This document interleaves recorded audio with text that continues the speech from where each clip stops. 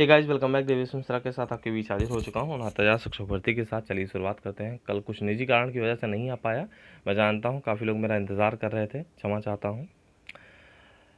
हमेशा से मैंने 69,000 शिक्षक भर्ती में डेडिकेशन के साथ हमेशा से अध्ययन किया है और अनुभव भी अब तक का रहा है, चाहे सिंगल बेंच का रहा हो, चाहे डबल बेंच का रहा हो, और चाहे आप सुप्रीम कोर्ट में पहुँच चुके हैं।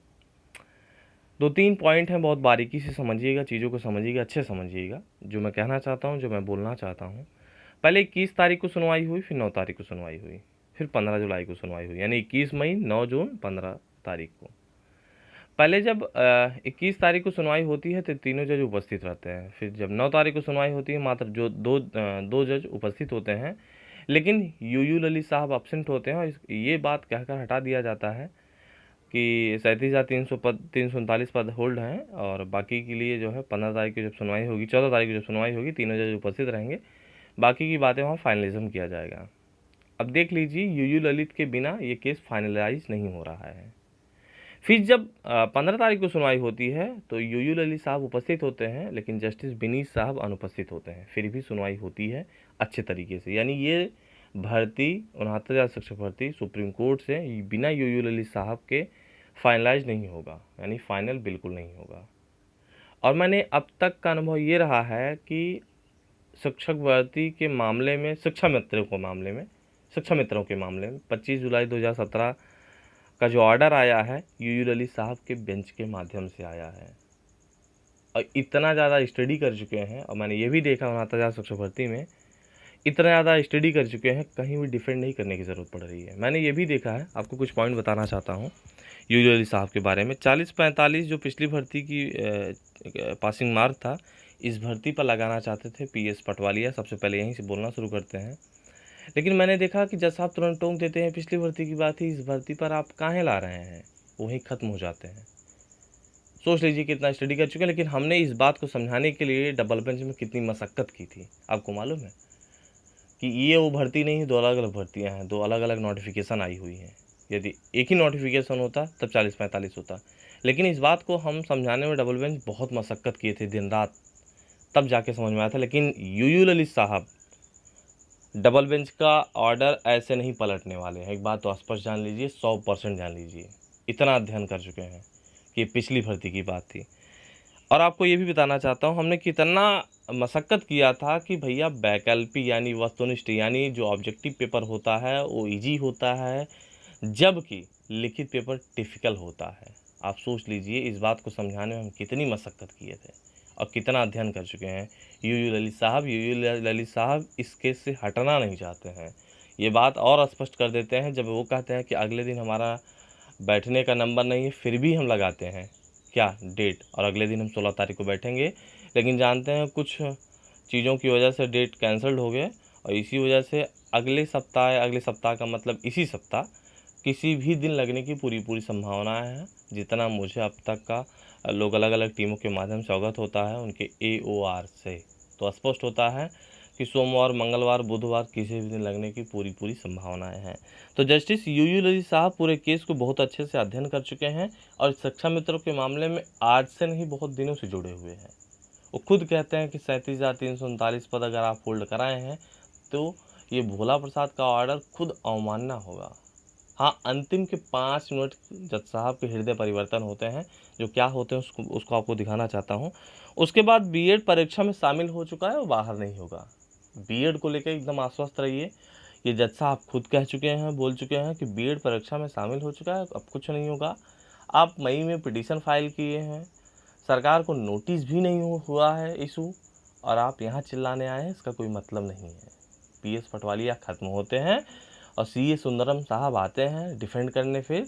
लेकिन एक बात तो स्पष्ट होती है इन सब चीज़ों को लेकर कि यूयू ललित साहब B.Ed को बिल्कुल नहीं बाहर करने वाले हैं, 100% गारंटी है। वीडियो सेव करके रख लेना, बता रहा हूँ। अंतिम 5 मिनट में जज साहब का हृदय परिवर्तन होता है, जो चीज़ें निकल के आती हैं, थोड़ा सा आपको यहाँ दिखाने की कोशिश करता हूँ।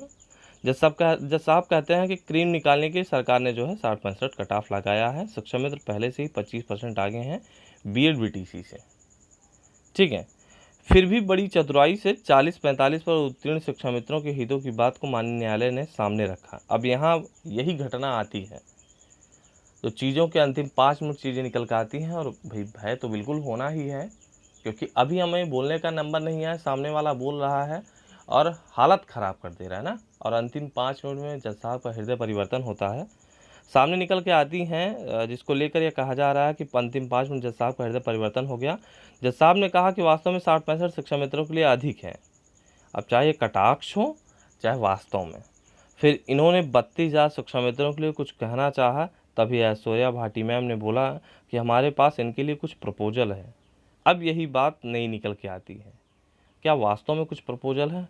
कुछ इंस्ट्रक्शन है, जिस पर जज साहब ने कहा कि आप अगली सुबह 10:30 बजे से कंटिन्यू करिएगा। अब यहाँ बात निकल के आती है क्या प्रपोज़ल हो। तो अब यहाँ बात आती है सामने वाली या फिर समझने वाली। पूरी सुनवाई के दौरान जज साहब ने 60-65 को कहीं गलत साबित नहीं किया और ना ही बेट बाहर करने की बात कही। उनका कंसर्न बस इतना है कि सब कुछ ठीक है, लेकिन क्या सरकार के पास 40-45 उत्तीर्ण 32,000 शिक्षा मित्रों के लिए कोई और विकल्प है? तीसरी भर्ती में 51,000 में मौका दिया जाना चाहिए क्या? क्या मौका दिया जाएगा? तो जज साहब की इस कंसर्न का कतई मतलब नहीं है कि 60-65 से कोई समझौता किया जाएगा। पूरी सुनवाई के दौरान जिन्होंने लगातार अपडेट ली, उन्होंने कोर्ट का रुख समझा होगा। देख रहे हैं मेरी बात को? इस चीज़ों को पढ़ने के बाद स्पष्ट होता है कि 60-65 कतई समझौता नहीं होगा। 60-65 से बीएड बिल्कुल नहीं बाहर होगा।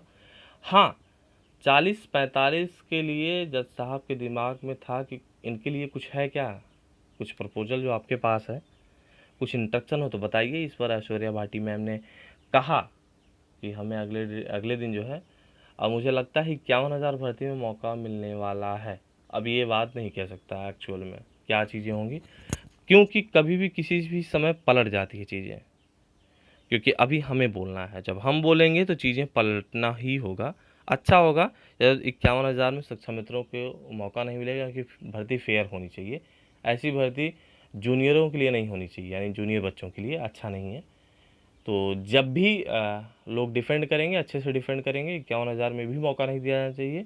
क्रमागत दो भर्ती की बात की गई थी, वो पूरा होने वाला है, बस यही। हाँ, सुनवाई जल्द होगी, बस धैर्य की एक बार फिर मैं देख पा रहा हूँ परीक्षा हो रही है और देना ही चाहिए। अंतिम में इतना ही कहना चाहता हूँ, हरीश साल्वे सर को तभी उतारा जाए जब उन्हें बोलने का नंबर आए। क्या मतलब है? अभी आपने देखा होगा कल जब ऑर्डर आया 15 तारीख का, उसमें साफ साफ यही लिखा था हरीश साल्वे उपस्थित हुए थे। तो भैया कटाक्ष और ट्रोल किसी को ना करें, बस इतना आज़ादी दें उनको, और आज़ादी दिया जाना चाहिए।